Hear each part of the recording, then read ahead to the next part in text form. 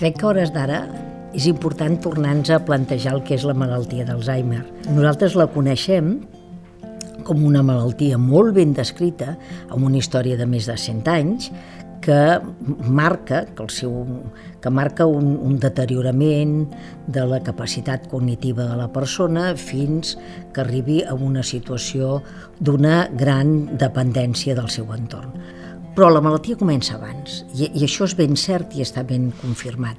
I comença abans perquè sabem que el dipòsit d'una proteïna coneguda com beta-amiloide, la que fins ara li diem que és la causant de tot, després ja ens ho plantejarem, apareix molts anys abans i pot donar sutilment una simptomatologia que la coneixem com malaltia d'Alzheimer prodròmica. És a dir, que abans de tindre la demència hi ha alguns símptomes que ho expliquen, com per exemple la pèrdua de memòria.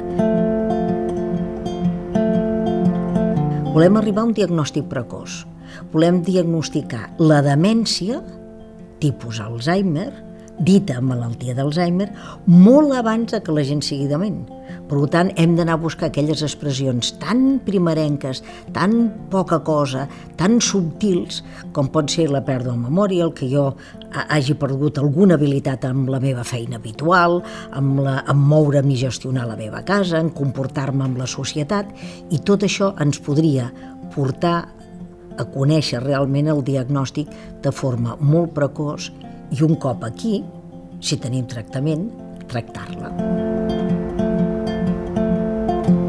Fins ara tenim molts bons tractaments que anaven dirigits a una part important de la malaltia.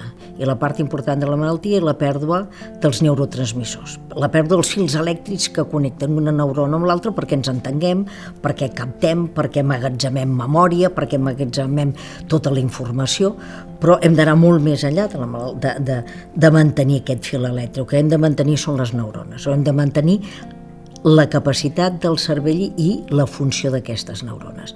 Aquí està realment el repte dels nous tractaments, i els nous tractaments intenten modificar la funció d'aquesta proteïna beta-amiloide i la funció de la tau. No han estat molt exitosos, són extremadament difícils, de dissenys complicats, extremadament costosos per la indústria, extremadament costosos pels investigadors, extremadament costosos pels malalts, que generosament ens diuen que sí i entren en un ensaig clínic, i tot aquest treball va dirigit a poder controlar la malaltia des del seu començament. La malaltia d'Alzheimer és bona, pot millorar si estem ben acompanyats. Això és l'estimulació cognitiva. No hem de perdre aquesta capacitat social, no hem de perdre la capacitat de comunicar-nos, no hem de perdre el nostre jo, la nostra personalitat, el qui som, i recordar molt bé el que érem. Aquests són els tractaments d'estimulació cognitiva, dirigits a mantenir les funcions, molt ben estructurats. Fundació ACE és pionera amb els tractaments, o sigui, investigar com donar un tractament d'estimulació cognitiva apropiada a un individu.